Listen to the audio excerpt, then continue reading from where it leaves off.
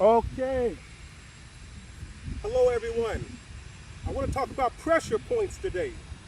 If you're ever doing lessons out there and you're doing them by remote, video, Skype, iCloud drop, or whatever method your instructor is using, you also need to know pressure points because it's a big difference when you work in the one-on-one with your instructor and he or she is able to put you in these positions and get feedback from you to say, okay, I feel that in my thigh now.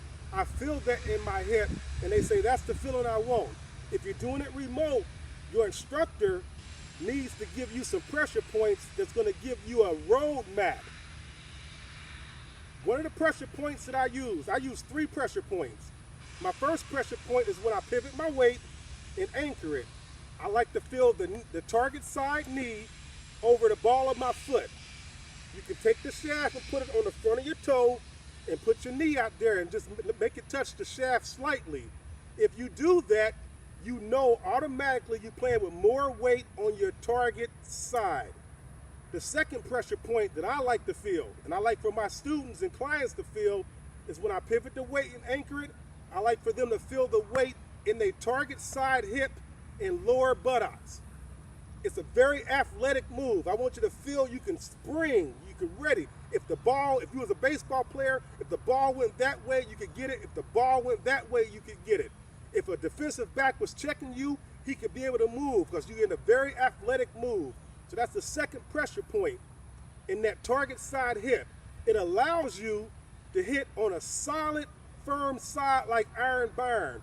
Iron barn swings around the lead axis and he hits against that solid side. And he hits it better than anybody in the world. They use every club tester in the world uses iron barn to repeat. My third pressure point is my grip pressure. I like my grip pressure to feel as though I can move the club around. I have total control of the club. I'm not tightening the club so much where it can't release, and I'm not holding the club so loose where it's sloppy in my hands. If you have been doing the 3 to 9 o'clock drill, like I subscribed, when you pivot your weight and you swing from 3 to 9 o'clock, like you're gonna hit yourself in the ear, but you're not, that drill loosens up your power levers, your wrist. It also strengthens your hands where you can control the club easily. So work on those power levers, work on those pressure points. They are extremely important. About 7 months ago, I sent the video to Jimmy Venettis. He said one of the things that he recommended for me that I was standing too far away from the ball. Coming from a single plane background, I was out here. I have worked where I'm right here with it now. For the past few months, I've been working on it hard on the range. It wasn't ready to bring to the course yet. I'm a firm believer, once you work on the range with it and you feel comfortable, then implement it on the course. So you'll start seeing a slight difference just in the distance that I stand from the club.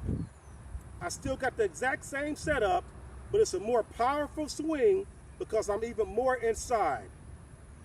Check those pressure points, stick with them, adhere to the process, and I guarantee you will lower your scores, along with working on your bump and run, your putting, and your pitching. It's a combination of all of them. One is not going to get you there. You need to work on all of them, and those are going to be the things that where you can lower your handicap 6 to 12 strokes by the combination of the package.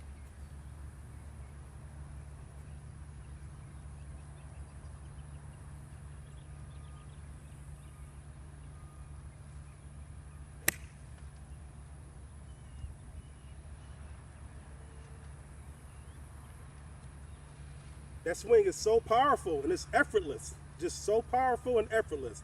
Take care. Hit that like button. If you haven't subscribed, go ahead and subscribe. Share these videos if you feel like sharing the videos. And leave me your comments. Dr. Blade from Bayou Golf. Keep them in the fairway. And if you don't keep them in the fairway, keep grinding.